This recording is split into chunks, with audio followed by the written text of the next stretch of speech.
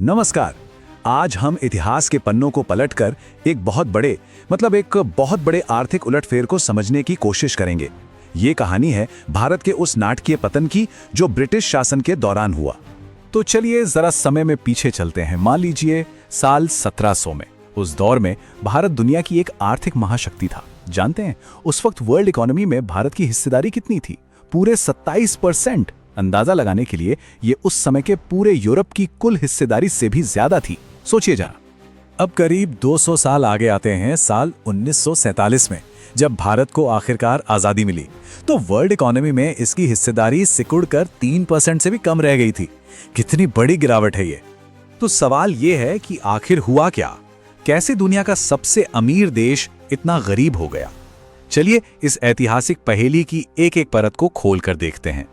तो इस पतन से पहले भारत था कैसा? देखिए 19वीं सदी के एक अमेरिकन स्कॉलर जेटी सुंदरलैंड ने कहा था कि भारत एक ऐसा औद्योगिक और मैन्युफैक्चरिंग देश था जो यूरोप या एशिया के किसी भी देश से कहीं ज्यादा महान था। और ये कोई हवाई बात नहीं थी। सच में उस वक्त का भारत दुनिया का कारखाना था। यहाँ का कपड़ा दुनिया भर में मशहूर था।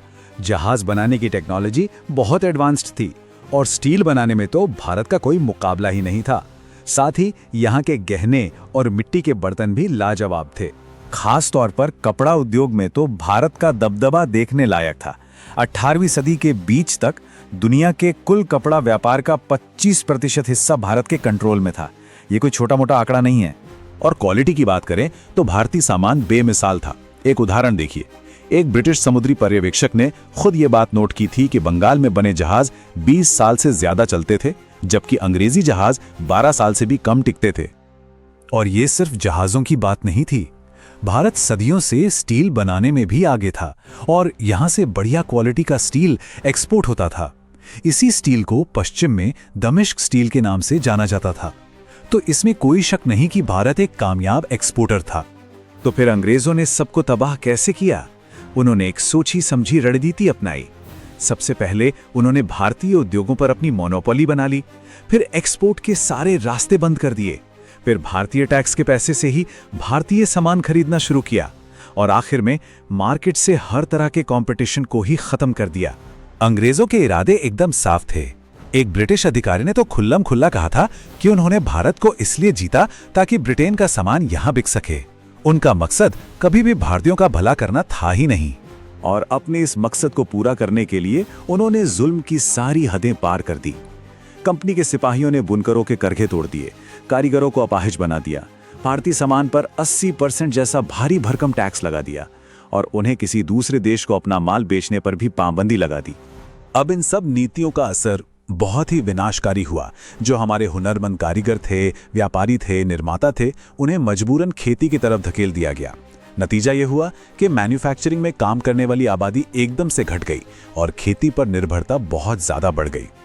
अब जब ज्यादातर भारतीय किसान बन चुके थे तो अंग्रेजों ने शोषण का एक नया दरवाजा खोल दिया। उन्होंने किसानों पर इतने भारी टैक्स लगाए जो उनकी कुल कमाई का 50 से 80% तक होता था। और ये टैक्स फसल कैसी होगी ये देखे बिना ही पहले से तय कर दिया जाता था। इस नीति को ब्रिटेन के प्रधानमंत्री ने खुद स्वीकार किया था। उनके इस बयान से साफ पता चलता है कि ये एक सोची समझी लूट थी जिसका मकसद भारत को आर्थिक तौर पर पूरी तरह निचोड़ लेना था। और जो लोग ये भारी भरकम टैक्स नहीं दे पाते थे उनके साथ बहुत बुरा सलूक होता था। उन्हें पिंजरों में बंद किया जाता था, तरह तरह की यातनाएं दी जाती थीं और उनकी जमीनें छीन ली जाती थीं, जिससे लाखों लोग बेघर और भूमिहीन हो गए। और इसके बाद आया अकाल का दौर। अंग्रेजों की सीधी सीधी पॉलिसी थी कि अकाल में कोई मदद नहीं करनी है। और तो और सूखे के दौरान भी वो भारत से अनाज बाहर भेजते रहे, जिससे हालात बद से बदतर हो गए। उस समय की भयावहता का अंदाजा एक ब्रिटिश अफसर के लिखे शब्दों से लगाया जा सकता है।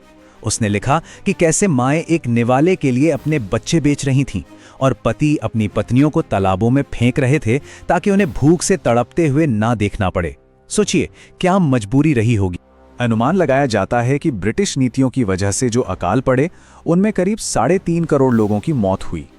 ये वो मौतें थी जिन्हें रोका जा सकता था। ये संख्या कल्पना से भी परे है। अच्छा, एक बात अक्सर कही जाती है कि अंग्रेजों ने भारत को रेलवे का तोहफा दिया, लेकिन सच कहूं तो कहानी इतनी सीधी नहीं है। भारत में रेलवे बनाने का खर्चा अमेरिका के मुकाबले 9 गुना ज्यादा था। और ये सारा का सारा पैसा किसने दिया? भारतीय टैक्स पेयर्स ने। और मुनाफा, वो सारा का सारा गया ब्रिटिश निवेशकों की जेब में। तो ये कैसा तोहफा था? दरअसल भारत को एक शोषक उपनिवेश यानी एक्सट्रैक्टिव कॉलोनी बना दिया गया था। इसका सीधा सा मतलब यह है कि शासन का एक ही मकसद था, भारत के संसाधन लूटकर ब्रिटेन भेजना, न कि भारत में कोई विकास करना। देखिए, मुगलों जैसे पुराने शासकों और अंग्रेजों में यही सबसे बड़ा फर्क था। मुगल जो भी पैसा भारत से कमाते थे उसे भारत में ही लगाते थे, लेकिन अंग्रेजों ने भारत की सारी दौलत को यहां से निकालकर अपने देश भेज दिया। तो सवाल है कि अंग्रेजों ने भारत से कुल कितना पैसा लूटा? आज के अर्थशास्त्रियों का अंदाजा है कि ये रकम आज के हिसाब से लगभग 43 ट्रिलियन डॉलर्स बनती है। ये इतनी बड़ी रकम है कि हम इसकी कल्पना भी नहीं कर सकते। उसी जमाने के एक ब्रिटिश पर्यवेक्षक ने इस बात को बहुत सही तरीके से समझाया था कि जब किसी देश का टैक्स उसी देश पर खर्च नहीं होता तो वो पैसा उस देश की अर्थव्यवस्था के लिए पूरी तरह बर्बाद हो जाता है। और आखिर में एक सवाल जो सोचने पर मजबूर करता है, 1947 में आजादी के बाद से भारत में एक भी बड़ा अकाल नहीं पड़ा। तो ये बात उन पुराने विनाशकारी अकालों की असली वजह के बारे में क्या बताती है? ये